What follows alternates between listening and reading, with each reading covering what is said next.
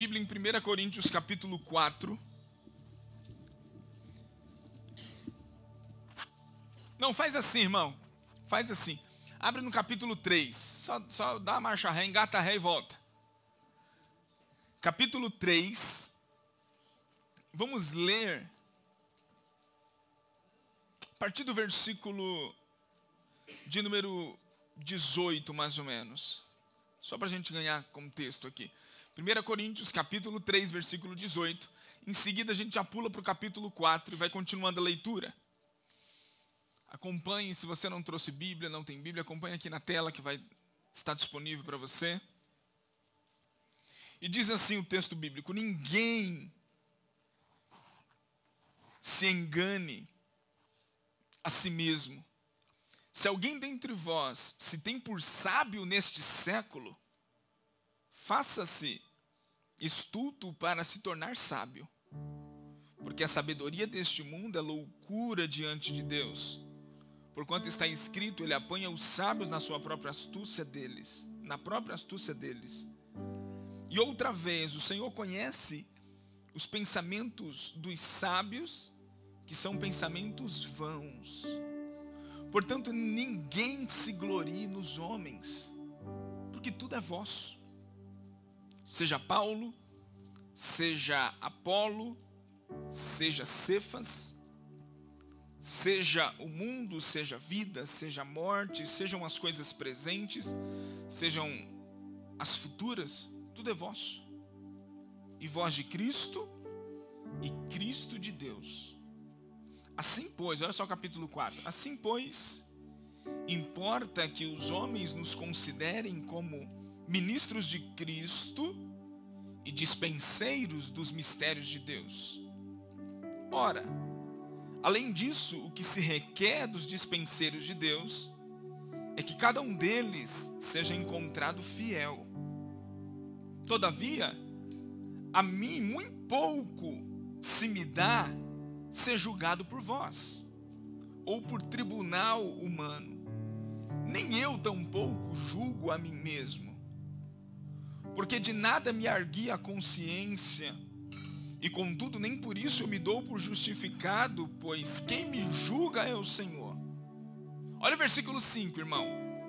Portanto, nada julgueis antes do tempo, até que venha o Senhor, o qual não somente trará à luz as coisas ocultas das trevas, mas também manifestará os desígnios do coração, dos corações. E então cada um receberá o seu louvor da parte de Deus. Estas coisas, irmãos, apliquei-as figuradamente a mim mesmo e a Apolo, por vossa causa, para que por nosso exemplo aprendais isto: não ultrapasseis o que está escrito, a fim de que ninguém se ensoberbeça em favor de um em detrimento de outro, a favor de um e em detrimento de outro. Pois quem é que te faz sobressair? E que tens tu que não tenhas recebido? E se o recebeste, por que te vanglorias como se não tiveras recebido?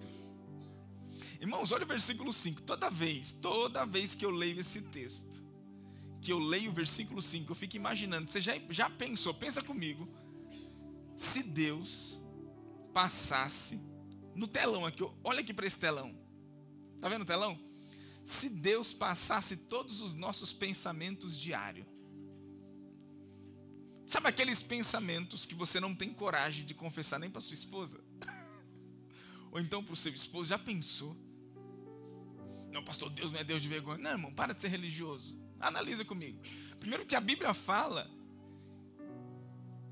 que Deus vai trazer luz às coisas ocultas das trevas, e Deus há de revelar ou há de manifestar os desígnios dos corações, ou os pensamentos, ou as intenções de cada coração. Então você imagina Deus agora passando nesse telão que você está pensando agora. Ah não, pastor, estou dentro da igreja, estou pensando só coisa boa.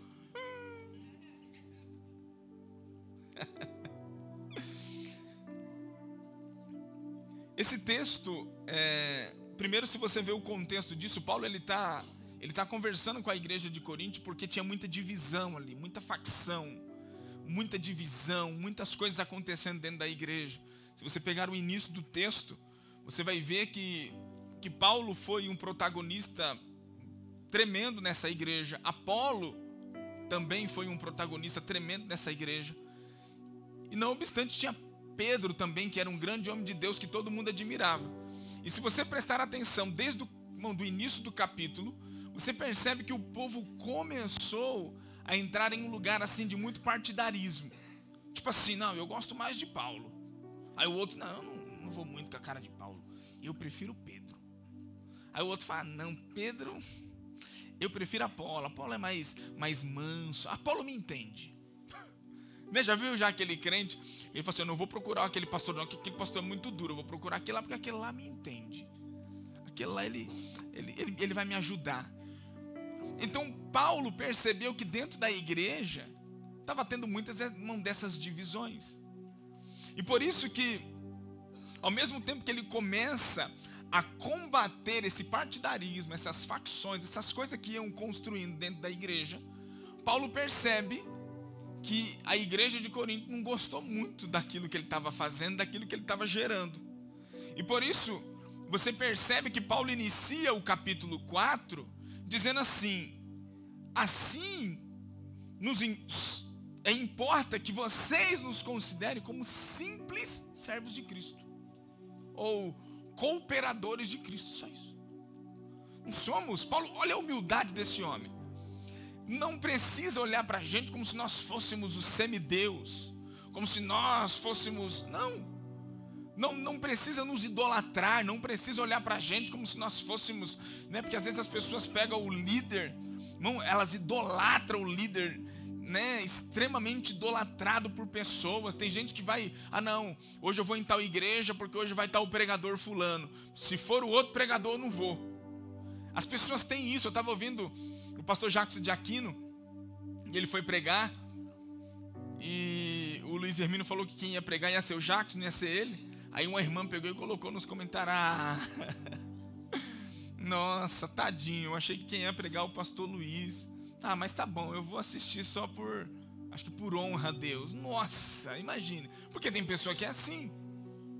Tem pessoa que ela tá assim, se o Cláudio Duarte estiver lá, se o Silas Malafaia estiver aqui, se o fulano estiver lá, ela vai andando, ela vai só atrás de pessoas. Por quê? Porque ela ama a pessoa, ela idolatra a pessoa. Ela não acredita que um comedor de feijão assim como ele, tu pode ter uma palavra de Deus que pode transformar a vida dela. Amém? É claro, Deus me livre. Não estou me comparando com esses homens não. Comparar com Silas Malafaia, tem muita gente que não gosta de Silas Malafaia. Eu amo. Se eu tiver só 20% da autoridade, da sabedoria, da coragem, da ousadia que aquele homem tem, irmão, você não tem noção. Muita gente não gosta porque vê ele envolvido, tendo muita voz na política. Imagina se não tivesse. Tem muito crente besta que engole de tudo, né? Ele não engole. Ele não aguenta ver pessoas falando e agindo de certas formas e ficar quieto. Ele não aguenta. Pastor, mas eu vejo tanta coisa na internet. Esse é o seu problema. Você nunca sentou com um cara. Nunca tomou um cara. Eu também não. Nunca teve nada com um cara. Só que você já deduziu que ele é ruim. Porque você fica assistindo as fofoquinhas gospel, né? É ou não é? Eu tô mentindo? Eita! Se você fica no Instagram assistindo só gente besta, fofoca de crente, Instagram que só tem fofoca de crente, sai dessa, irmão. Para de seguir essas trevas aí. Bota o tema aqui já pra... já tá aqui, né? Repita comigo, o tema de hoje é bem leve. Vai falar sobre orgulho. Repita comigo, a síndrome de Lúcifer. É justamente isso que a gente vai conversar um pouquinho aqui hoje. O orgulho, irmão, tem sido uma das armas malignas que mais tem destruído pessoas. E isso daí tá dentro do coração de todos nós seres humanos. Isso daí tá nas nossas entranhas. Temos que batalhar todos os dias, pedindo a humildade de Jesus. Não é a humildade de homens, é a humildade do Evangelho, é a humildade de Cristo, para que possamos caminhar e se tornar pessoas realmente saudáveis nessa terra. Isso só será possível se nós observarmos como Jesus se conduziu nessa terra, através de sua palavra, para que possamos ser curados. Paulo aqui, ele está falando um pouquinho sobre isso. Paulo aqui estava falando sobre a soberba, você viu? Ele falando sobre orgulho. Não se orgulhe em detrimento do outro, não se exalte sobre o outro. Paulo estava tratando o orgulho da igreja, porque ele percebeu que tinha pessoas tipo assim, aquele que gostava mais de Paulo, que andava mais com Paulo, que tinha um WhatsApp de Paulo, ele se sentia, sério irmão, se você vê historicamente falando, ele se sentiu assim. Não no WhatsApp, tá? Mas só para você ter uma base. Aquele que tinha um WhatsApp de Paulo, ele se sentia mais, ele já entrava na igreja mais assim, ó. Por quê? Porque ele estava mais próximo de Paulo. O outro que estava, não, mas Apolo também é um homem aqui, eu sou amigo de Apolo. Irmão, que você vê nesses lugares aí, você vai numa conferência de pastor, que tem pastor dando carteirada, querendo sentar na frente. Só o que você vê, quer ser visto. Não, eu sou amigo do fulano, do Beltrano, tirei foto com o ciclano. Nem à toa que as pessoas tiram foto e postam na internet, para quê? Para mostrar que estava com fulano, para dar engajamento, para as pessoas verem que ela está com um homem de Deus. Mas presta atenção, Paulo está tratando justamente sobre isso, mas só que ele está tratando uma coisa muito forte, que é a soberba, que é o orgulho. O orgulho é tão perigo que Paulo ele começou a trazer muitos alertas para todos os seus discípulos, todas as pessoas que estavam em volta de Paulo. Ele começou a trazer alertas, e se você prestar atenção, para Timóteo ele falou a mesma coisa. Quando ele estava passando as orientações do bispo, do líder da igreja, uma delas ele falava assim no livro de 1 Timóteo, capítulo 3, versículo 6. O bispo ele não pode ser recém-convertido. Ou em outra versão ele fala, ele não pode ser neófito. Para que ele não se ensoberbeça e caia na mesma condenação que caiu o diabo. O que Paulo estava tratando com Timóteo? Timóteo, é perigoso ungir, colocar as mãos ou colocar à frente de qualquer trabalho alguém que é imaturo. Não que aquele que já é maduro, vivido, ele não tenha a possibilidade de cair na soberba e no orgulho. Pode também. Mas ele estava dizendo que alguém que não tem maturidade, quando começar a receber elogios ou quando começar a receber críticas, não terá maturidade suficiente para lidar com aquilo. Porque eu vou te falar, irmão, ser pastor, ser líder de igreja é isso. Alguém bate no teu ombro dizendo que lindo, que maravilhoso, que lindo, que maravilhoso. Talvez, um ano depois, aquela mesma pessoa vai dizer, eu te odeio. Não gosto mais daquele pastor. A pessoa que mais teve sabedoria para lidar com a popularidade se chama Jesus. Em alguns momentos você vai ver Jesus tirando os seus discípulos do meio da popularidade. Por quê? Porque Jesus sabia que o mesmo povo que um dia ia estender ramos, ia entrar na cidade dizendo Hosana, Hosana nas alturas, anos depois, ou meses depois, ou dias depois, seria o mesmo povo que levantaria a mão dizendo crucifica-o. Por quê? Porque é a popularidade, irmão. Olha o Instagram. Olha o Instagram. Se você for entregar o seu coração só para aquilo que você vê na internet, você vai ficar doente. Porque ali é terra de maluco, irmão. Ali não tem gente pobre, não tem gente com casamento destruído, ali não tem gente com dificuldade, ali todo mundo é santo, todo mundo sabe de tudo. Ali todo mundo dá opinião, e a minha opinião é essa, o pastor devia ter feito isso, o fulano devia ter feito aquilo, devia ter feito vídeo, devia ter dado, devia ter feito, meu Deus do céu, todo mundo sabe de tudo. Aí você vai ver a vida do camarada, não precisa nem falar. Por isso que é perigoso, irmão. Paulo estava dando alerta sobre o orgulho, sobre a soberba, porque ela tem poder de destruir a vida de um homem. Por isso que em 1 Coríntios 10, 12, Paulo dá uma orientação, e essa orientação é para mim e para você. Receba assim, quando ele diz: aquele que se considera estar de pé, cuide-se para que não caia. Porque como dizem os mais entendidos, orgulho ele é igual ao mau hálito. Quem tem, não sabe que tem, irmão. Perceba que o orgulho ou o mau hálito é sempre alguém que está do seu lado, que tem confiança, que tem ousadia de te dizer: irmão, pega essa balinha aqui, que ela vai te ajudar. Né? Geralmente, na vida de um homem, quem faz esse papel é a mulher. E talvez, na vida da mulher, quem faz esse papel é o homem, a pessoa mais íntima. Alguém que tem intimidade, que chega pertinho e fala: aleluia. Chupa a bala. O orgulho é a mesma coisa. A soberba geralmente não se percebe. Geralmente o nosso coração não consegue se abrir para aquilo. E quando alguém olha para a gente e fala assim: ei, cuidado, viu, você é orgulhoso. Você fala: eu? Que isso? Eu não.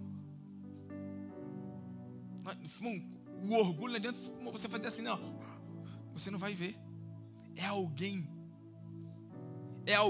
que pode estar do teu lado e te dizer assim: querido, toma cuidado com isso. Isso daí é uma pontinha do orgulho, daquilo que derrubou Satanás.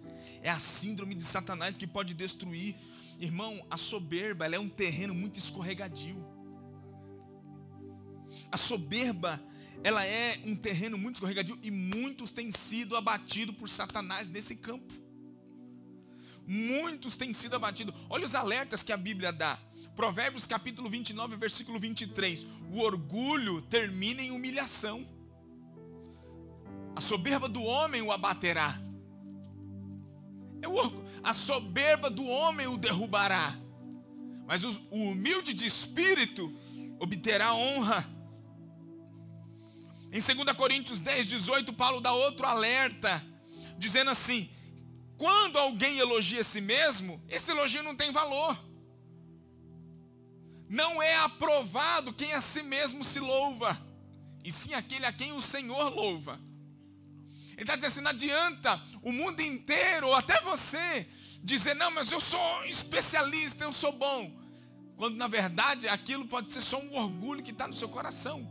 Aí ele fala: mas sim, aquele a quem o Senhor louva, aquele a quem o Senhor se agrada, esse sim. Outro texto incrível, Provérbios 18, 21, ou melhor, 18, 12. Na versão século 21 ele diz: antes da ruína eleva-se o coração do homem, e a humildade precede a honra. O que eu entendo com esse texto? Toda pessoa que cai em qualquer tipo de pecado que você imaginar, a raiz daquela queda, sabe qual foi? Sabe qual foi? Orgulho. O texto está dizendo: antes da ruína, o coração do homem se enche. Aí ele fala: a humildade precede a honra. Alguém honrado, alguém a quem Deus vai honrar, é alguém do coração simples e humilde, aquele que não louva a si mesmo. Deixe com que os outros olhem para você e falem: glória a Deus, Deus te abençoe, parabéns pelo que você fez. Irmão, quando é muito difícil lidar com um orgulho, quando alguém automaticamente se olha no espelho, igual o Johnny Bravo. Quem lembra do Johnny Bravo? Lembra do Johnny Bravo? Cadê aqui? Ah, tem gente que assistia aqui. Tem tão com vergonha. Quem não é possível. Você nunca assistiu o Johnny Bravo? Das pernas finas, que se olhava, mão no espelho, ele admirava a sua própria beleza. Tem pessoa, irmão, que se acha autossuficiente, que não erra nunca, de que nunca vai cometer um erro. Irmão, isso para o discipulado, nós até conversamos aqui ontem na EBL, o pastor Edson ministrou um pouquinho sobre isso. No discipulado, você se sentar diante de uma pessoa que ela é super, hiper, mega espiritual, é a pior coisa que tem. A pior coisa que tem é você conversar com uma pessoa super, hiper, mega, master espiritual. Espiritual demais. Como diz o pastor, espiritual, au. Você percebe que você fica até com medo de falar. que você errou, que você teve falhas. Eu vi um pastor dizendo algo incrível, que toda vez que ele vai discipular alguém, que a pessoa chega diante dele, na mesa dele, que ela confessa um pecado, imediatamente ele também confessa outra falha e outro pecado dele. Automaticamente toda a barreira que aquela pessoa poderia construir, né, automaticamente aquilo já é abatido e a pessoa se sente em paz de conversar com ele. O discipulado, onde aquele que discipula, parece que ele está do outro lado do mundo, parece que ele está aqui, ó. Se você viveu o que eu vivo, filho, você nunca mais, olha, o que eu vivo é sobrenatural. A pessoa se sente acuada e fala, meu Deus, eu nunca vou conseguir. Por quê? Por causa de uma extrema soberba que inunda o coração. E é difícil de lidar com isso, porque é uma síndrome de Lúcifer, irmão, capaz de destruir o coração e a vida das pessoas. Só que o problema é que a gente pensa que o orgulhoso é só aquele que tem. Muitas pessoas criticam o Neymar, né? Que o Neymar é orgulhoso, que o Neymar... Mas só que eu comecei a ver que as pessoas que são íntimas e que mais se aproximam dele, que conhece o cara na sua, né, no seu dia a dia, fala, cara, que cara incrível. Mas aquele que gostaria de estar perto, de ter um lugar na mesa dele, fala, é muito arrogante, muito orgulhoso. Então você olha para alguém que tem, é fácil dizer que é orgulhoso.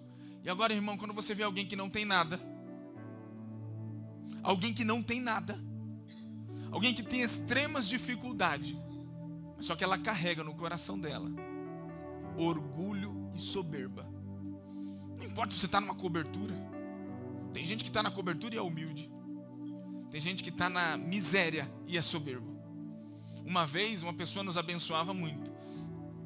E um dia a gente foi fazer algo com essa pessoa, há muito tempo atrás isso daí. E a gente falou assim, não, fulano, a gente vai abençoar você. Ela, não, pelo amor de Deus. Pelo amor de Deus. Aí Priscila, mas por quê? Não, que isso? A gente percebeu que ela não aceitava receber ajuda de ninguém. Quando ela nos ajudava, quando ela ajudava alguém, ela se sentia bem. Mas quando ela precisou, ela, não, que isso? Por quê? Orgulho. Não preciso de ninguém. Eu não preciso, obrigado. Eu luto sozinho. Tem crente, você vai dar risada agora. Tem crente que ele é o crente Wolverine. Ele se fere, ele se cura sozinho. Não preciso de ninguém. Obrigado. Não preciso de ninguém. Eu sei, eu conheço Deus, eu sei lidar com as minhas guerras, eu sei.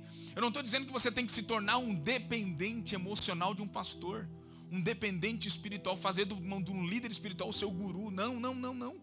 Mas eu também não estou dizendo que você tem que se tornar um crente onde você colocou no seu coração que você não precisa de ninguém, de uma mão orando por você, de alguém intercedendo por você, de alguém orando pela sua vida. Irmãos, aprenda a pedir ajuda. Vamos aprender a pedir ajuda. A maioria das pessoas que sai da igreja frustrada porque a igreja não o ajudou, em alguns momentos a parcela de culpa é daquela pessoa, porque a igreja não ajudou, porque a pessoa não pediu ajuda. E na igreja, milhares de pessoas, os líderes vão saber da vida de todo mundo, da dificuldade de todo mundo. Não! As pessoas precisam apontar e dizer, pastor, eu preciso de ajuda. Eu preciso disso, eu preciso daquilo. Eu preciso de uma cesta básica, eu preciso de uma oração. Talvez não é cesta básica, talvez é só uma oração fervorosa. Ou talvez toma vergonha na tua cara. Para com safadeza, talvez seja isso. Não sei, mas nós precisamos. Mas só que o que acontece? Pastor, me diga o que acontece com essa situação do orgulho. Sabe o que acontece? É porque o orgulho é o nosso ego. Aí a gente entra numa das coisas mais profundas, o ego. E eu gosto de ler sobre isso com Tim Keller, que ele fala que o ego do homem, ele é como uma bexiga. Já pegou aquela bexiga? Você enche, e depois você solta todo o ar dela. Como que ela fica? Ela fica toda esquisita, né? Você fala, nossa, essa bexiga já encheu ela, agora murchou de novo, está inflada, está estranho. Ele faz uma comparação, pegando o texto que nós acabamos de ler, de 1 Coríntios 4, fazendo uma metáfora, que o ego do homem é como se fosse essa bexiga. Você enche ele fica grandão assim, ó. Mas só que o problema desse ego grandão é que qualquer coisinha que encostar, acabou. O orgulho é justamente isso. Quando Tim Keller fala sobre isso, ele fala sobre 4 condições do ego do homem. Sabe qual é? Primeiro, o vazio. O ego do homem é vazio. Segundo, o ego do homem é dolorido. Terceiro, o ego do homem é atarefado. Quarto, o ego do homem é frágil. Preste atenção em algo, preste atenção. O ego do homem é vazio. O ego humano está sempre querendo colocar algo em seu coração que possa satisfazer e preencher. É isso que o orgulho faz. O orgulho, ele não nos permite, ele não nos deixa nos encher de Deus por completo. Porque o orgulho está dizendo, Deus não é o suficiente, preciso de amizade de outras pessoas. Irmão, que tem de gente presas em relacionamentos, presas em amizades, presas em coisas materiais, físicas. Por quê? Porque o ego do homem é vazio e ela precisa preencher com alguma coisa. Você sabia que a maioria dos nossos vícios é a tentativa da sua alma de preenchimento? Tentando se preencher com aquilo que não é saudável, gera vícios destrutivos, capazes de romper e destruir o nosso relacionamento com Deus. O ego do homem vazio está sempre em busca de algo que lhe faça lhe sentir que tem valor. Por isso qualquer busca além de Deus é uma prova do seu ego vazio. E grave isso aí na sua mente. Qualquer coisa que você queira colocar em um lugar que foi dedicado a Deus, sempre vai faltar espaço. Sempre. Só Deus pode preencher esse lugar do nosso coração, irmão. Só Deus. Eu quero ser claro com você hoje. Botei até um microfonezinho de pregador coach hoje, só para você. Tá? Segundo ponto, o ego do homem é dolorido. O ego sempre dói. Eu vou te contar uns negócios, você vai dar risada. Eu estava até conversando com a Pri um pouquinho hoje disso. O ego vive chamando a atenção para si. O nosso ego nos exige que avaliemos nossa aparência e a maneira como somos tratados. É comum reclamarmos que alguém feriu os nossos sentimentos, mas na verdade os nossos sentimentos não podem ser feridos. É o ego que se sente machucado. Nosso eu, nossa identidade. Os sentimentos continuam ótimos. É o ego que dói. O ego nunca se sente feliz e vive chamando atenção para si. Irmão, presta atenção numa coisa. Dificilmente você atravessa um dia inteiro sem você se sentir ferido por alguém, sem você se sentir um idiota. Dificilmente você atravessa um dia inteiro sem você se sentir que alguém passou a perna em você e que alguém está te prejudicando. Faz esse teste. Principalmente você que está sempre dirigindo, você que está sempre pegando fila, entrando em lugar. Mas você sempre sente que alguém trapaceou você. E você às vezes quer tirar satisfação. Esses dias, eu fui entrar no condomínio. E como estava solzinho à tarde, quando você entra no condomínio escuro, você não vê muito, sabe? Sabe quando você está entrando num túnel? No primeiro instante o túnel parece que você não vai enxergar nada. Quando você entra, você enxerga. E eu estava entrando, para mim entrar na minha vaga, porque eu entro de ré, eu jogo um pouquinho na contramão do condomínio, como daqui ali, ó. Eu jogo na contramão, faço assim e volto de ré. As mulheres aí vão aprendendo a fazer baliza. Tô brincando. Bom, quando eu fui jogar, tinha um carro na minha frente. E eu não vi. Rapidinho eu tirei. O rapaz fez questão de abaixar o vidro e dizer assim: você não percebeu que é 2 mãos? Eu engoli, irmão, uma vez, 2, engoli. Eu peguei e dei risada para ele. Eu fiz assim, e levantei o vidro. E fiquei feliz. Aí depois o ego depois, você deveria ter falado. Você não pode ficar quieto. Depois ele faz de novo. Só que, irmão, daí já tinha acontecido com outras pessoas. Sabe o que as outras pessoas educadas fazem? Quando ela vê que tá dando a seta para entrar, elas seguram. Eu vou, faço a manobra e entro. Esse daí não. Aí o porteiro me chamou e falou assim: mano, esse maluco é folgado, velho. Esse maluco um dia queria bater em mim, você acredita? Você acredita que, mano, esse cara um dia... Eu falei, não, ele não merecia um pinguinho da minha saliva. Ele não merecia. Ele não merece 1 milímetro da minha atenção. Gente arrogante não merece. Aí hoje de novo a gente tava lá, o cara chamou: você acredita que ele entrou aqui dentro pra bater no fulano aqui? Eu falei, um dia ele encontra alguém brabo. Mas eu não. Mas eu me arrependi. A minha alma queria ter falado. O meu ego se sentiu ferido. Mas só que eu percebi, irmão, que eu falei, Deus, o que é isso? Se alguém entra na minha frente, o meu ego já se fere. Eu pego e jogo e vou de novo. Eu falei, não, quem está na frente é eu. Se alguém vai entrar na fila, a pessoa entrou na frente, eu já falo... Esse dia eu estava na fila e fui pagar um negócio, aí o cara olhou e falou assim, o meu cartão é tal. E, irmão, eu também tenho esse cartão. O meu cartão é tal. Aí a mulher, aí ele foi, entrou, tal, saiu. Eu falei, moça, quem tem esse cartão não pega a fila? Ela, não, você pode vir direto, é não sei o que lá, tal. Eu falei, nossa, eu pego fila sempre. Só que na hora eu fiquei com raiva do rapaz. Fiquei, irmão. Sabe o que era aquilo? O ego. Quando eu estava lendo isso aqui, eu falei, é verdade, a gente não atravessa um dia sem que o nosso ego se sinta ferido por coisas besta.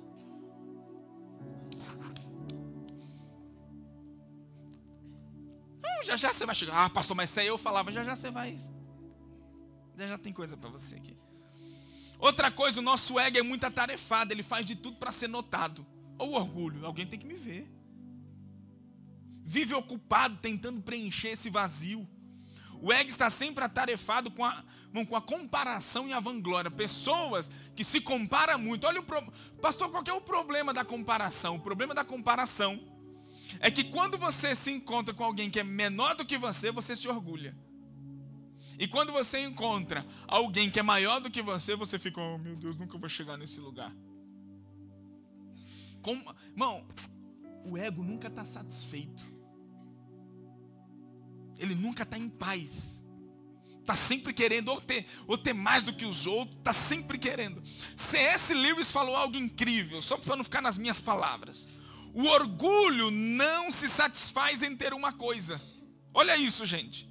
Mas em tê-la em quantidade maior do que os outros. Dizemos que as pessoas se orgulham de ser ricas. Na verdade, não é. Dizemos que as pessoas se orgulham de ser espertas. Na verdade, não é. Dizemos que as pessoas se orgulham de serem bonitas. Não é verdade. Sabe qual que é a verdade? Que elas se orgulham de serem mais ricas, mais bonitas e mais espertas. Se todo mundo fosse bonito, essa daí é boa. Se todo mundo fosse bonitinho na mesma medida, se todo mundo tivesse a mesma quantidade de dinheiro, e se todo mundo tivesse o mesmo QI, não tinha orgulho. Porque o problema é, eu quero ter mais do que você, eu quero ser mais visto do que você, eu quero fazer mais do que você, eu quero sempre estar na frente de alguém. Paulo estava dizendo assim, não ultrapassem o que está escrito, a fim de que ninguém se ensoberbeça a favor de um e em detrimento do outro. Paulo estava dizendo, tome cuidado quando você quiser ser mais do que seu irmão, só para que alguém olhe por você e fale assim, nossa, mas como fulano é homem de Deus, como fulano tem um carro bonito, como fulano tem isso bonito, como fulano tem, você é incrível demais. Olha para o seu irmão e fala assim, irmão, toma cuidado. É escorregadio esse lugar. Posso continuar? Para finalizar, o ego do homem é frágil, é muito cheio, é como uma bexiga que está cheia de ar, é muito vulnerável. Já viu aquela bexiga que está muito cheia? De repente ela está aqui, ela estoura, pum! Foi uma coisinha mínima. Alguém que tem o ego muito frágil, alguém que é carregado de orgulho, qualquer coisinha chateia, irmão. Qualquer coisinha me deixa, eu não quero mais. Também não vou fazer mais isso, também não quero mais o Senhor, também não quero mais daquela igreja, também não quero mais falar nada com o pastor, também não quero mais estar nesse louvor, também não quero mais estar nesse... Eu também não vou pregar mais, não vou fazer mais nada, eu não quero, porque é o ego, é o coraçãozinho. Nós precisamos ser curados, irmão. A sua fragilidade aumenta conforme o seu ego enche. Quanto mais você vai se enchendo, mais frágil você se torna. Qualquer coisa pode estourar aquilo. E você perceberá que nada havia de valor ali dentro. Apenas ar. As consequências das feridas do orgulho. Geralmente uma pessoa ferida, ela pode desenvolver uma identidade passiva ou uma identidade completamente agressiva, proveniente do orgulho. Passou aquela imagem para o pessoal? Olha só uma pessoa passiva. Coloca para mim só uma imagem. Olha isso daqui. O que você vê nessa imagem? Alguém que está pronto para a guerra, com armaduras, mas sentadinho. A pessoa com esse tipo de armadura está com a sua identidade em crise, tentando se proteger das rejeições, e ao mesmo tempo que ela tenta demonstrar que está tudo bem, ela na verdade se sente isolada, acomodada, defensiva, vulnerável, com medo, passiva, solitária e deprimida. Na igreja, geralmente esse tipo de pessoa se apresenta como um irmão espiritual. Pessoas assim usam da sua religiosidade para esconder os seus pecados, os seus fracassos, os seus temores. A passividade nada mais é do que um orgulho. Irmão, quantas pessoas elas se frustram em uma igreja, se frustram em outra. A próxima igreja que ela vai, ela já entra dizendo assim: eu não vou fazer nada aqui. Eu vou entrar e vou sair e não quero que ninguém fale comigo.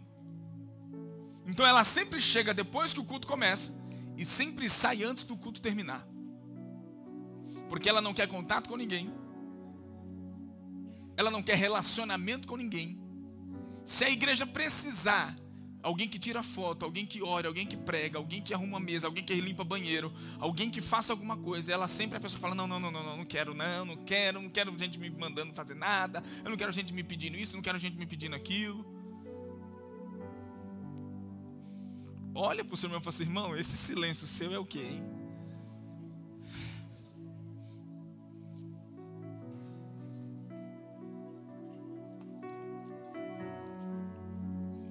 Não, eu não quero contato com ninguém porque eu fui ferido, eu não quero isso, eu não quero aquilo.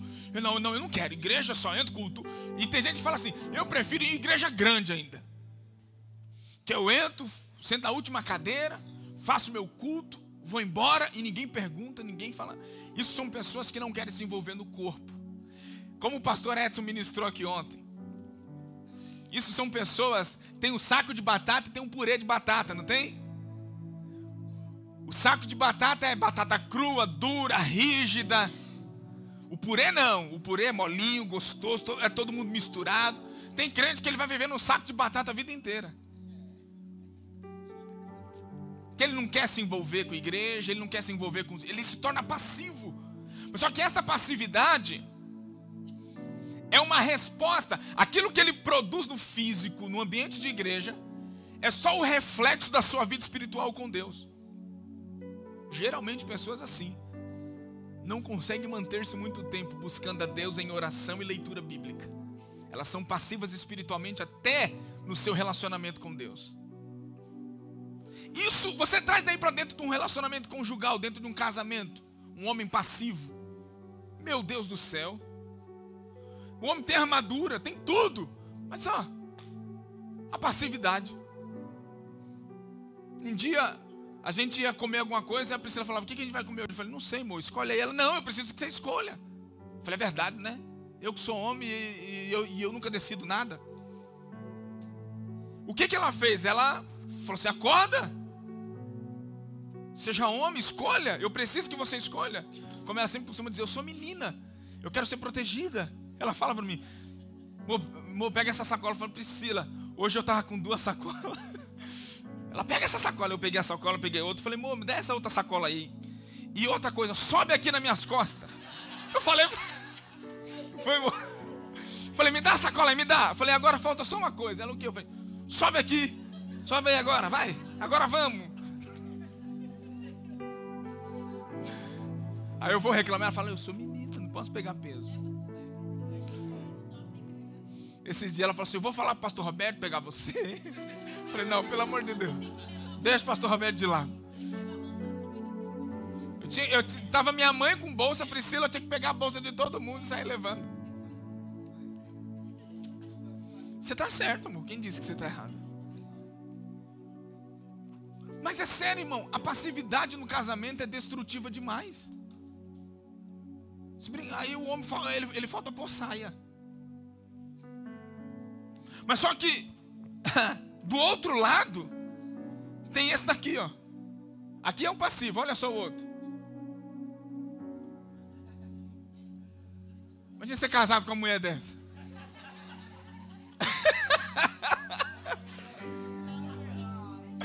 Imagina. Tem irmão que você fala, você vai casar? Ele: não, pelo amor de Deus, não quero não. Ele já tão traumatizado que ele fala: não, Deus me livre, não quero ninguém mandando na minha vida. Grave isso. A mulher com arco e flecha, ela também está com a sua identidade em crise. Ela se sente ameaçada, porém ela adotou uma postura mais agressiva. Pessoas que se aproximam de suas feridas, elas são avisadas a manter distância. Caso contrário, elas serão atingidas. Mas preste atenção nessa imagem. Preste atenção, igreja. O fato da flecha não estar armada indica que ela não quer ser agressiva, mas que ela será, se for necessário. A figura do arco, olha isso que interessante. A figura do arco e flecha faz uma alusão à nossa boca. Se você passar a língua no céu da boca, perceberá que parece um arco. As palavras são uma flechas que carregam poder de vida ou morte. Sua cara feia, o seu gênio tempestuoso, são mensagens abertas que indicam como na verdade ela se sente: isolada, defensiva, acomodada, ferida, frustrada, com medo, crítica, rancorosa e negativa. Na igreja, geralmente, essa irmã é apresentada como uma irmã sincera. Pessoas assim usam da sua sinceridade como uma forma de afastar e criticar as pessoas que o incomodam em relação às suas inseguranças e feridas. Olha para mim, eu faço uma ideia para você.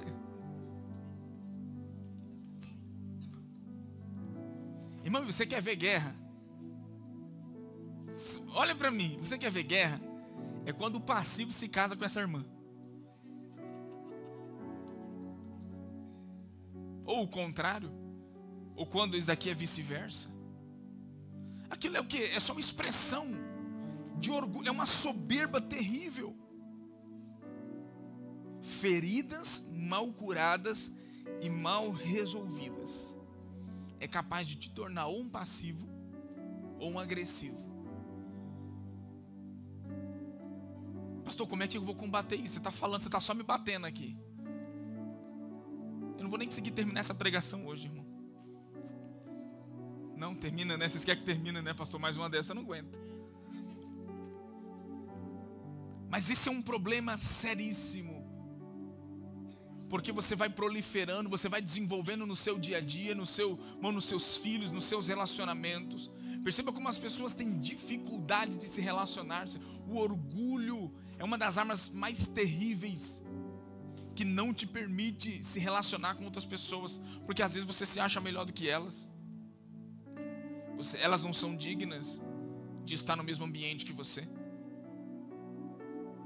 E isso vai gerando uma resposta agressiva e, quando não, uma passividade terrível. E o problema é que isso daí prolifera e a gente chama mesmo: nossa, fulano de tal é muito sincera. Não.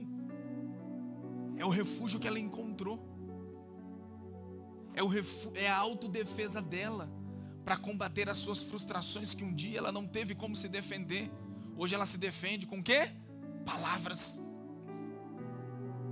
E quando não se defende com palavras, se defende com isolamento. E Provérbios fala que aquele que se isola para a sua própria destruição.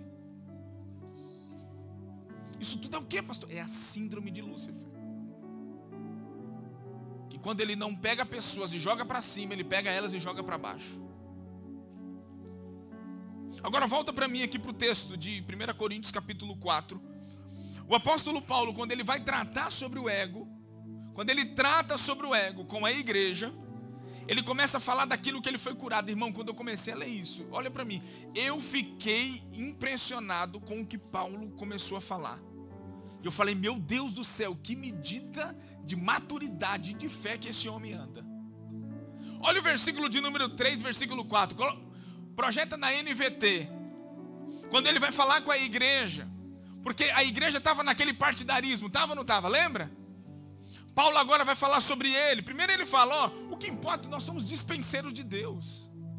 Somos simples servos de Cristo e nada mais. Mas quando ele vai falar, no versículo 3 ele fala, quanto a mim, ele está falando dele agora, certo? Quanto a mim, pouco me importa como eu sou avaliado por vocês. Agora Paulo vai começar a falar de um ego que foi transformado pelo evangelho. Repita comigo. Paulo fala agora de um ego que foi transformado pela simplicidade do evangelho. Não tem como, irmão. Só o evangelho pode gerar simplicidade nesse coraçãozinho aqui, ó. Só o evangelho. E Paulo dá uma aula pra gente que quando eu li isso eu falei, meu Deus, como é que faz para chegar nesse lugar? Quanto a mim, pouco me importa como eu sou avaliado por vocês, ou por qualquer autoridade humana. Na verdade, nem a minha própria avaliação é importante. Paulo fala coisas importantes aqui. Primeiro, ele está falando assim, a sua opinião sobre mim não me importa. Com certeza, irmão, com certeza, um dia quando alguém falou de você, quando alguém dirigiu qualquer crítica a você, automaticamente você diz assim, eu sei quem eu sou. Sim ou não? É a palavra de defesa. Alguém falou, não, deixa que fale, eu sei quem eu sou. Irmão, isso aí é o que? É autoestima. É alguém que não se importa, é ou não é? Um dia fizeram uma pesquisa de que a baixa estima, ela se tornou mais agressiva e mais destrutiva para os relacionamentos. Mas só que nessa pesquisa eles tiveram que combater essa ideia dizendo assim, não, a baixa estima não ofende ninguém, senão a si próprio. Agora, a coisa mais difícil que tem é lidar com a alta estima. Por quê? Olha o texto, volta lá. Paulo não está dizendo assim, eu não me importo com a forma como vocês me avaliam. E nem como sou avaliado por qualquer autoridade humana. Olha agora o que é um ego transformado. Olha agora o que é um ego transformado. Ele fala assim, na verdade, nem a minha própria avaliação sobre mim mesmo é importante. Paulo, ele não permite com que as vozes de fora o abata, mas ele também não permite que a sua voz interna também o levante. Não, ele não permite. O que é isso aí, pastor? Ego transformado.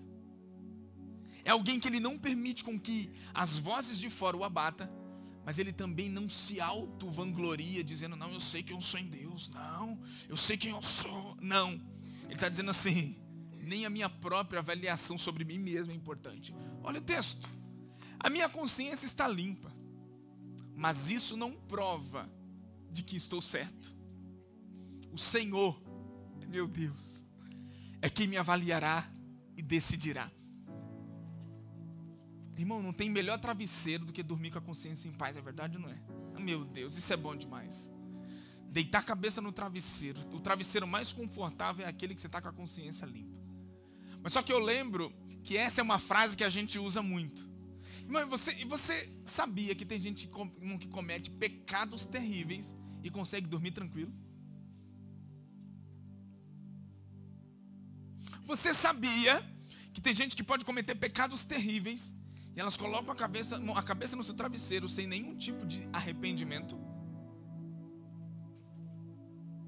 Paulo estava dizendo assim, ele estava dizendo a mesma coisa quando alguém que comete alguma coisa fala assim, você fez isso? Não, não fiz, minha consciência está tranquila. Quem nunca falou essa frase?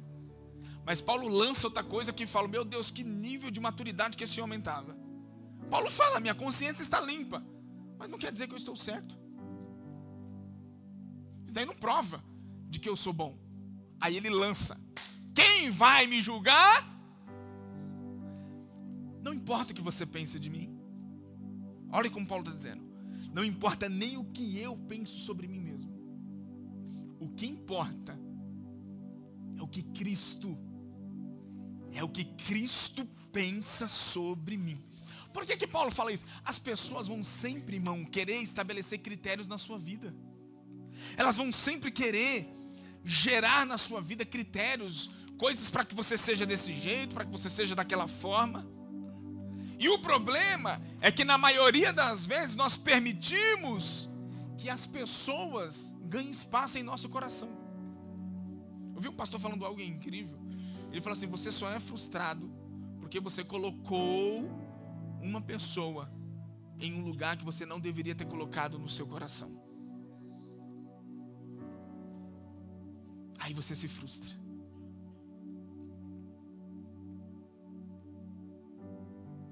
As pessoas, irmãos, elas se importam com o que pensam. As pessoas, elas estão muito preocupadas com o que pensam. Tem gente que fica doente se deixar de seguir. E tem gente que ela quer punir a outra pessoa num relacionamento. Sabe o que ela faz? Ela deixa de seguir.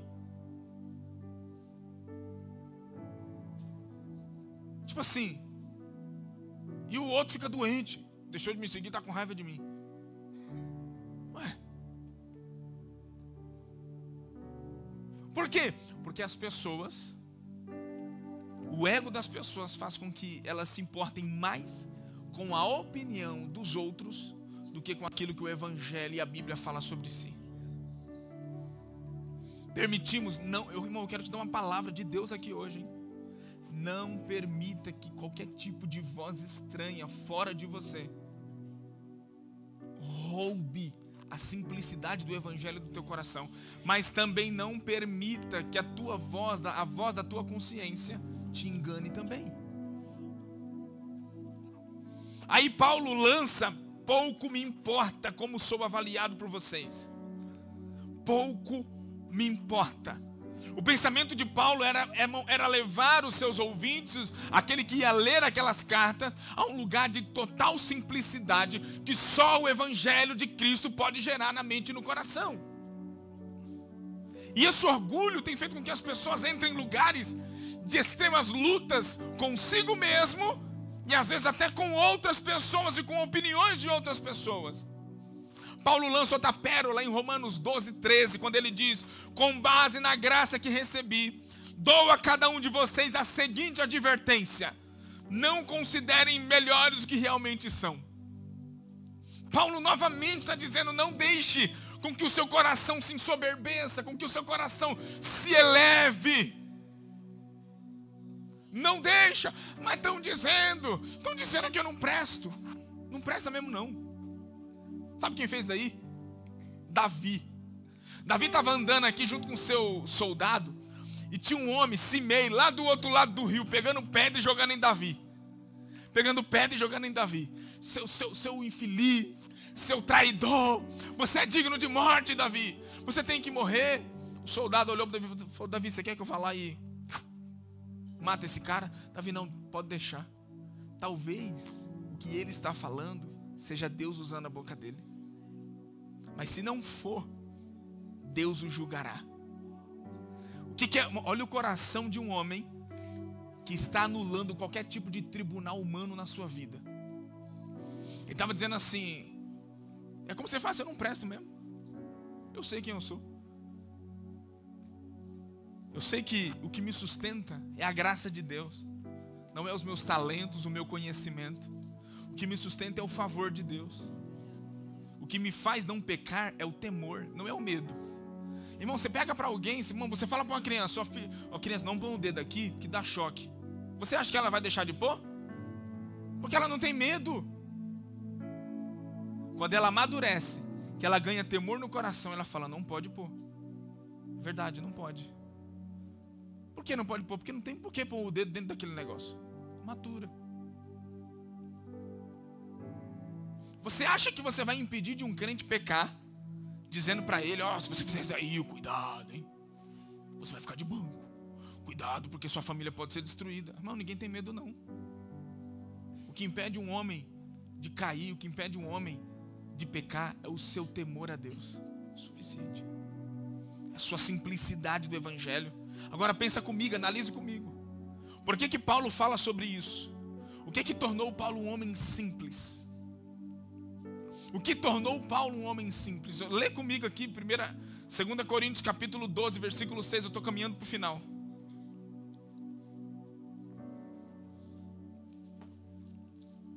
Segunda Coríntios. Me acompanhe. Paulo começa a falar. Não, vai lá para o versículo 1. Olha Paulo tentando explicar algo que aconteceu com ele, mas olha como que ele tenta falar. É necessário prosseguir com os meus motivos de orgulho, mesmo que isso não me sirva de nada. Vou lhe falar agora das visões e revelações que eu recebi do Senhor. Eu conheço um homem em Cristo que há 14 anos foi arrebatado ao terceiro céu. Irmão, lembre-se que esse homem que está falando é ele. É ele. Se foi no corpo ou fora do corpo, eu não sei. Deus o sabe. Sim, somente Deus sabe se foi no corpo ou fora do corpo, mas eu sei que tal homem foi arrebatado ao paraíso e ouviu coisas tão maravilhosas que não podem ser expressas em palavras, coisas que a nenhum homem é permitido relatar. Da experiência desse homem, eu teria razão de me orgulhar, mas não o farei. Na verdade, minhas fraquezas são a minha única razão de orgulho. Se eu quisesse me orgulhar, não seria insensato de fazê-lo. É como se ele falasse: aconteceu, sou um homem de Deus, o que eu vivi foi surpreendente. Eu não estaria falando uma mentira se eu me orgulhasse. Pois eu estaria dizendo a verdade, mas não o farei, pois não quero que ninguém me dê crédito além do que pode ver em minha vida ou ouvir de minha mensagem. Ainda que eu tenha recebido revelações tão maravilhosas, portanto, olha agora o segredinho, portanto, para evitar que eu me tornasse um arrogante, foi-me dado um espinho na carne, um mensageiro de Satanás para me atormentar e impedir qualquer arrogância. Irmão, todo mundo tem um espinho na carne. O líder, o pastor mais santo que você fala, aquele dali não peca, ele tem espinho. Se ele é de Deus, ele tem espinho. Você só não sabe. Você só não sabe, mas tem. Ele tenta esconder, mas tem. Tem algo que sempre o abate. Tem algo que sempre o joga para o chão. E não é coisas do diabo isso daí não. Foi Deus que colocou. Pastor, você não sabe o que eu estou vivendo. É, irmão, eu sei. É Deus te gerando simplicidade, te gerando dependência, te gerando amor no coração. Mas vamos continuar, versículo 7, né? Ainda que eu tenha recebido, foi me dado um espinho na carne, um mensageiro de Satanás para me atormentar e me impedir de qualquer arrogância. Olha o versículo 8. Em 3 ocasiões eu supliquei. Irmão, sabe o que é suplicar? Você sabe o que é súplica? É implorar. É pedir, pelo amor de Deus, tira isso de mim. Por 3 vezes supliquei ao Senhor que removesse o espinho da minha carne. E ele respondeu, mas ele disse: minha graça é tudo o que você precisa. Meu poder opera melhor na sua fraqueza. Portanto, agora fico feliz de me orgulhar de minhas fraquezas, para que o poder de Deus opere por meu intermédio. Tá aí, irmão. Por que esse homem era tão simples e humilde? Porque tinha algo que ele sabia, que mexia com ele, que falava, meu Deus, que o fazia todos os dias ir para o chão, dizendo, me ajuda, me ajuda, me ajuda. O dia que a gente perde esse lugar de humilhação aos pés de Cristo, acabou. A gente, afunda. A gente afunda. O dia que você fala, agora eu posso. Agora é eu. Eu faço, eu executo. O dia que você... Já era, irmão. O dia que eu sou o rei aqui, eu faço acontecer, já era. O dia que você entra na tua autoconfiança, na tua autossuficiência, é como se você falasse assim: Cristo, eu não preciso mais de você. Tem um livro que eu gosto muito, que se chama Tesouros da Oração. Leonard Ravenhill escreveu sobre Edward Bounds. Foi um dos homens que mais orou. Orava horas e horas por dia. E ele começa o seu livro dizendo assim: quem não ora é rebelde. Quem não ora está em pecado. Porque grave bem, quando eu não oro, eu estou dizendo assim para Deus: Deus, fica aí que eu não preciso de você. Pastor, mas eu nunca disse para Deus. Mas é o que você está dizendo. Porque quando você ora, é como se você estivesse dizendo assim para Deus: Deus, por favor, eu preciso da tua ajuda, da tua opinião. A tua opinião é importante para mim. Quem ora todos os dias está dizendo assim para ele: eu preciso do Senhor. Quem não ora está dizendo assim: fica aí, Deus, que eu sou capaz de atravessar esse dia sem você. Fica aí, Deus, que eu sou capaz de fazer o que tem para fazer sem que o Senhor me ajude. Perceba que na maioria das vezes as nossas orações é mais de refúgio, consertando o que erramos, porque oramos mais depois que erramos. Por que isso? Arrogância. Não preciso do Senhor.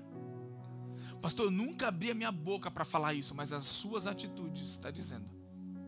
O seu comportamento está dizendo. O meu comportamento às vezes pode me tornar um arrogante de dizer: Deus, eu não preciso do Senhor. Você quer salvar a tua casa? Vai orar. Vai pedir direção de Deus. Pede para o Espírito Santo as estratégias, as direções de você curar a tua família, de você transformar a sua casa, de você ver a tua casa sendo renovada. Pede para Deus, porque Ele sabe o que fazer.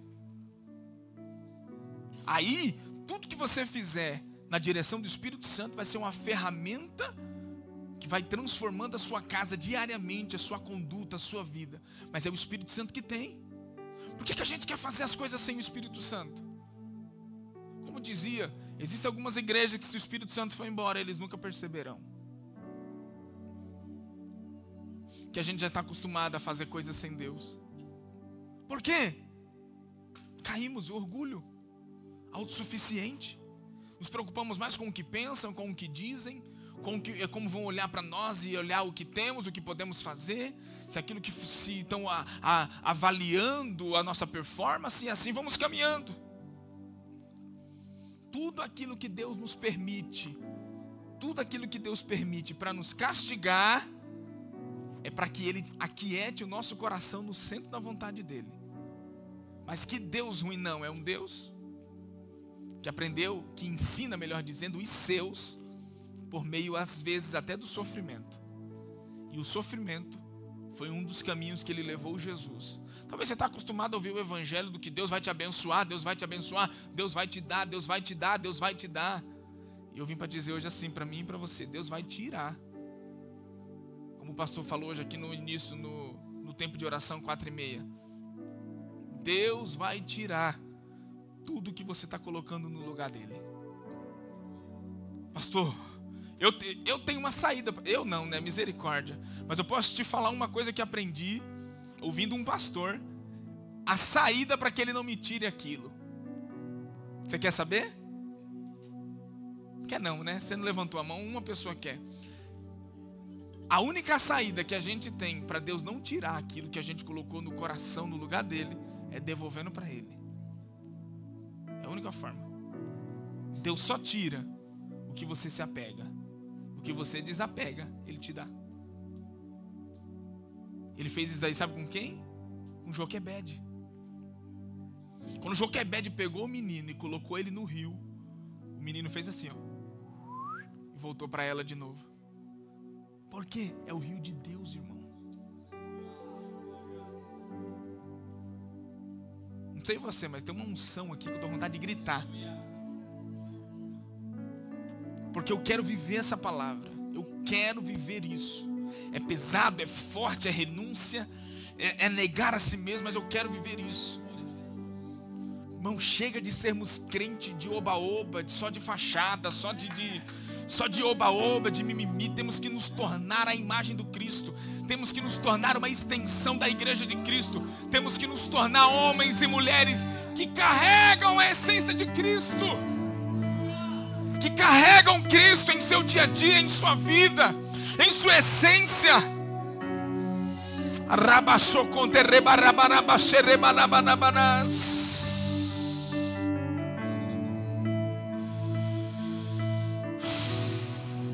Paulo entra, olha o nível que Paulo entra, olha o nível. Continue aqui comigo, continue comigo, continue.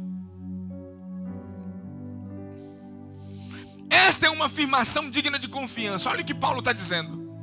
E todos devem aceitá-la. Cristo Jesus veio ao mundo para salvar os pecadores. E ele termina dizendo assim: e eu sou o pior de todos. Aí eu falei, não, calma aí.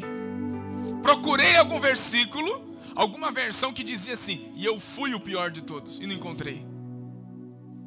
A única versão que tem é: eu sou o pior de todos. Como que um homem que viu coisas tão poderosas e sobrenaturais ainda consegue olhar para Cristo e dizer assim: ainda não alcancei aquilo que o Senhor tem para mim, eu ainda estou à procura, eu ainda não consegui aquilo que o Senhor tem para mim, eu estou buscando, mas ainda não consegui encontrar isso que o Senhor tem para mim. Eu ainda não conseguia obter aquilo que, sabe, que o Senhor tem preparado para mim. E Ele veio me salvar, porque eu sou o pior dos pecadores. Você está ouvindo de um homem incrível, homem de Deus. Ele está afirmando que ele é o pior. Sabe o que é isso? Humildade. Sabe por que tem muita gente doente na igreja? Na igreja, porque não tem coragem de assumir que precisa. Irmão, todo domingo eu tenho necessidade de estar aqui ajoelhado e dizer: Senhor, me ajuda. Que eu ainda fico com raiva. Oh Deus, eu tenho raiva porque o cara passou na minha frente, Senhor. Não é possível, Deus, que é isso? Eu ainda me importo se a pessoa olha para mim e me mede. Eu ainda me importo ainda com coisas. Por quê, Deus? Que é isso? Eu ainda me importo, irmão. Graças a Deus nessa igreja não tem isso. Mas eu já vi lugares que a pessoa saía da igreja. Fulano, por que você saiu da igreja? Porque o fulano passou e não deu a paz do Senhor para mim. Sério? Eu saí da igreja porque o pastor não foi lá fazer isso e isso para mim. Irmão, se eu fosse embora daqui porque não fizeram o que eu pedi, o que eu chamei, meu Deus do céu, vai ficar maluco. Mas eu não vou parar não. Não vou parar não. Eu estou tentando todos os dias olhar para Jesus, tentando todos os dias buscar Jesus. Esse é o nosso dever, é o seu dever, é o dever de todos que estamos aqui. É olhar para Jesus e deixar com que pensem, com que digam, e se importar: Senhor, eu estou agradando você ou não? Eu estou agradando o Senhor com a minha vida ou não? Por que você quer agradar gente que não vai te acrescentar nada? Eu estou agradando o Senhor ou não? Irmão, Paulo fala assim: todavia pouco me importa como sou julgado por vós ou por qualquer tribunal humano. A palavra que Paulo usa aqui é o veredito. Para que serve um tribunal? Ali no tribunal é dado o quê? Um veredito de culpado ou inocente, é ou não é? E Paulo está dizendo assim: eu anulo na minha vida qualquer tribunal humano. Ninguém precisa dizer que eu sou pecador, eu já sei, eu aqui, ó, eu estou aqui. Não precisa dizer, não precisa alguém chegar e falar: você tem. Não, nem precisa, eu já estou aqui humilhado. Paulo estava anulando da vida dele qualquer veredito. Quem determinava que Paulo era O culpado ou o inocente não era ele e nem os outros. Sabe quem era? Cristo. Quando eu li isso, eu falei, Deus, que é isso? Porque eu estou falando para você, mas vamos para a prática? Vamos para a prática? Vamos então. Por que a gente está sempre querendo se justificar? Por que a gente está sempre querendo ter alguma coisa para mostrar? Por que a gente está sempre querendo, se preocupando com o que pensam de nós? Por quê? Uma vez eu cheguei com um pastor, meu pastorzão de Djalma, que eu amo demais. Falei, apóstolo, está acontecendo isso e isso, e eu estou me sentindo assim. Ele falou assim, não, daí é o ego. Daí é o ego, Alex. Daí você tira rapidinho, daí você não precisa se preocupar não, daí é só ego seu. Eu falei, é verdade. Bate seco. Bate seco. Daí é só o ego. Eu falei, é verdade, né?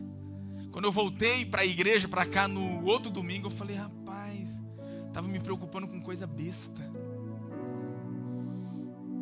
Estava me preocupando. Irmãos, eu lembro que eu ia pregar na igreja e algumas pessoas não gostavam da minha pregação. E elas iam para o banheiro e tal. Enfim, eu nunca me incomodei. Eu então ficava dando risada, cochichando. E nos primeiros dias eu ficava assim meio triste, sabe? Depois o Espírito Santo falou assim, por que você se importa com isso? Porque hoje, quando eu estou pregando que alguém dá risada, eu falo, ela está gostando. Está amando. Ou então se ela está assim, ó, com cara de bravo, fala, não, olha lá, está feliz por dentro. Não me importo. Não me importo. Sério. Uma vez eu estava na igreja, eu falei, irmão, não gosto desse negócio de elogio. Quantas vezes você descia, o pessoal ficava, parabéns, que palavra bonita. E aquilo estava me incomodando. Eu falei, irmão, não precisa disso não, glória a Deus, tal. Porque, irmão, eu sabia que tinha sido uma boa pregação. Eu não sou aquele tipo de pessoa que quando você fala, nossa, que ele fala, nossa, não, que isso, querido. Não, irmão, eu estudei, eu li livro, eu me preparei para pregar. É só o que eu sei fazer. Se você me botar para fazer outra coisa, dá ruim. Me bota para carregar vidro lá com o Cício, para você ver a raiva que ele vai passar.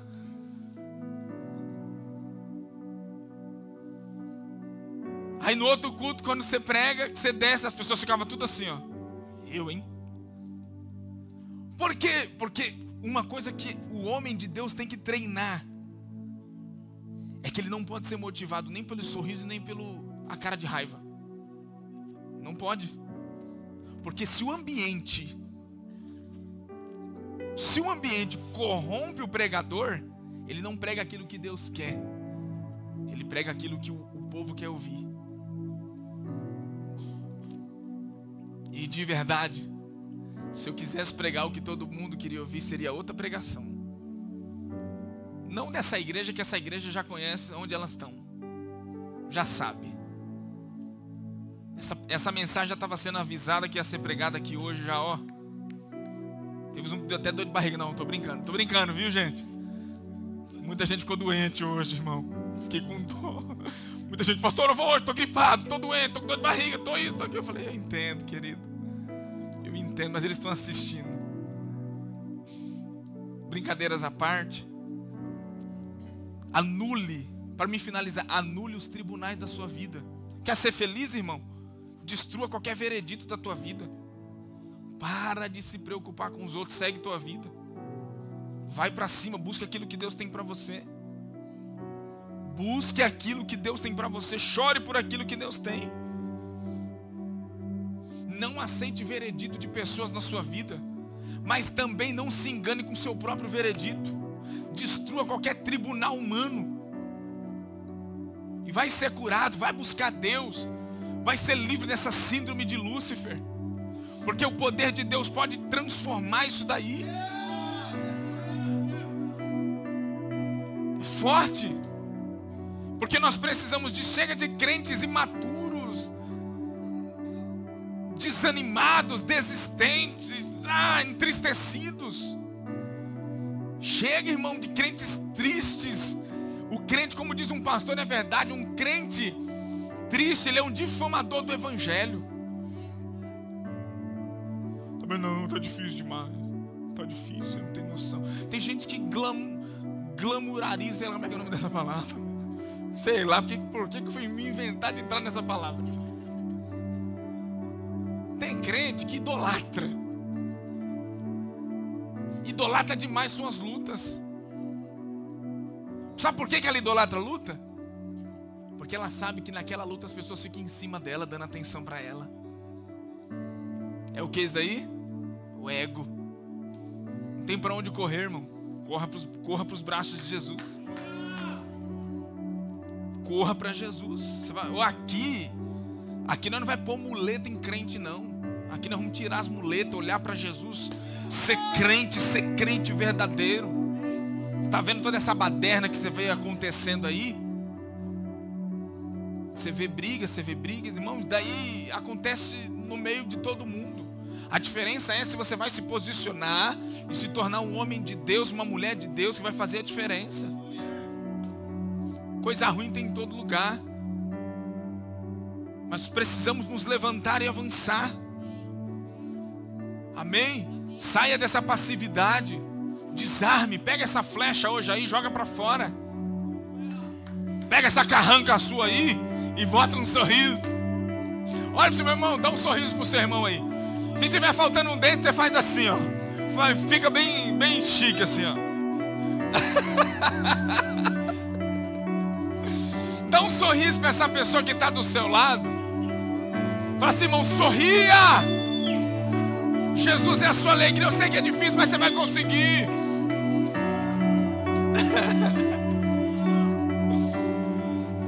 Não deixe as frustrações te impedir de sorrir para Jesus, não, irmão. Ah, mas Deus não fez do jeito que eu queria. Por que tinha que ser do nosso jeito? Por que tem que ser do seu jeito? Por que não do jeito dele? Porque, irmão, aconteceu coisas comigo que eu fiquei com raiva de Deus. Eu falei assim, por que o Senhor fez no seu tempo? Eu esperava que fosse em tal tempo. Olha, abusado. Deus, eu estou passando mal, Senhor. O Senhor libera isso. Pega a tua Bíblia, Wellington, vai para o Salmo 40. Bota o Salmo 40 aí para mim. Tá tudo bem aí? Glória a Deus. Coloca o Salmo 40 na versão NVT para a gente terminar. Eu já falei que vou terminar quantas vezes, irmão?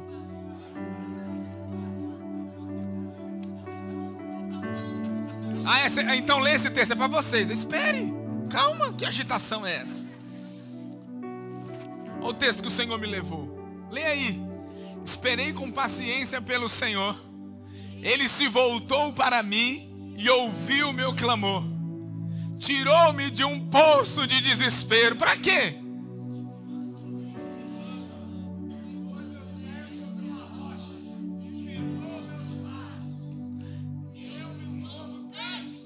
Para entoar um hino de louvor ao nosso Deus. Muitos verão o que Ele fez.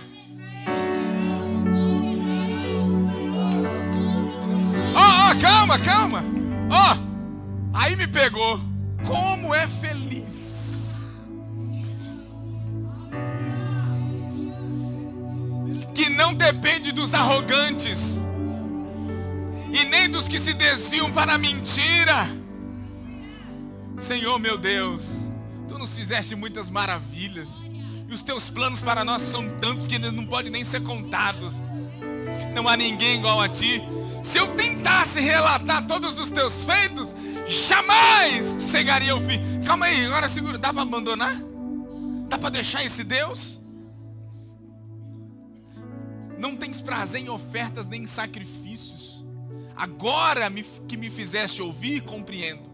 Tu não exiges holocaustos e nem oferta pelos pecados. Então eu disse, aqui estou. Conforme está escrito a meu respeito no Teu livro.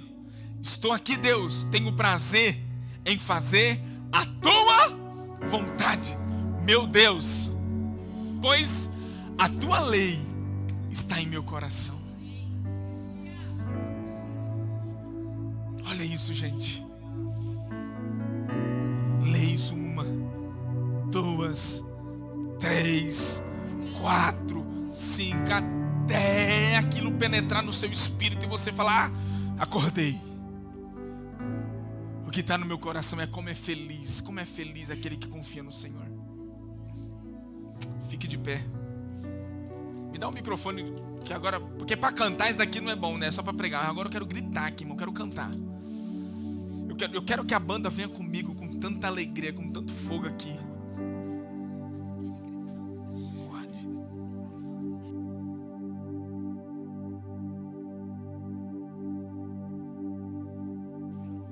Sabe, isso tudo que nós falamos aqui não é... Acho que está sem retorno aqui, Leandro. Não é sobre nós, não é sobre ferir o coração de alguém ou expor alguém, pelo amor de Deus. Mas eu sinto que o Senhor quer curar, quer nos transicionar para um lugar de autoridade. Muitas pessoas estão ficando para trás, irmão. Sabe por quê? Elas estão ficando para trás porque elas ainda estão presas em coisas velhas que já poderia ter passado, já poderia estar vivendo coisas maiores em Deus, já poderia estar desfrutando de coisas maiores em Deus, mas ainda está presa. Isso é o orgulho que gera isso. O orgulho faz com que a gente se torne pessoas arrogantes. Irmão, acho que tem mais de meses que Deus me deu essa palavra. Eu preguei um pouquinho dela na sexta-feira de oração.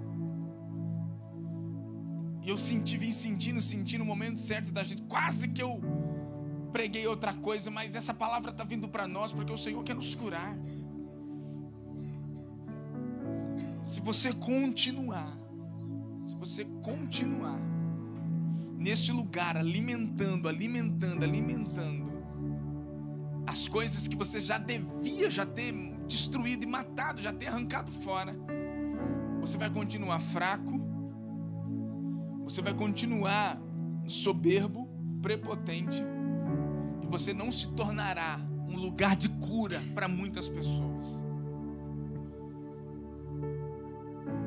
Meu conselho para você é que algumas guerras você já devia ter parado, algumas guerras você já devia ter deixado de lado, porque você está cansado porque você não está escolhendo bem as suas guerras. Um homem sábio, maduro, e uma mulher sábia e madura, ela escolhe bem as guerras que ela vai lutar, porque algumas delas está só te cansando e não está levando a fim nenhum. Outras não. As guerras que Deus te deu é as guerras que você tem que lutar. Nelas você tem que entregar tudo, você tem que empenhar toda a sua dedicação e seu esforço. Mas algumas outras, não, eu não vou mais guerrear por coisas banais. Esse é um tempo, irmão, onde o Senhor quer gerar cura no nosso coração. E antes da gente ceiar, nós vamos adorar a Deus por um momento. Eu gostaria que você, no seu lugar mesmo, você pode soltar para o Senhor através da sua oração, através dessa canção. Você pode declarar para o Senhor aquilo que você deseja dele. Espírito Santo.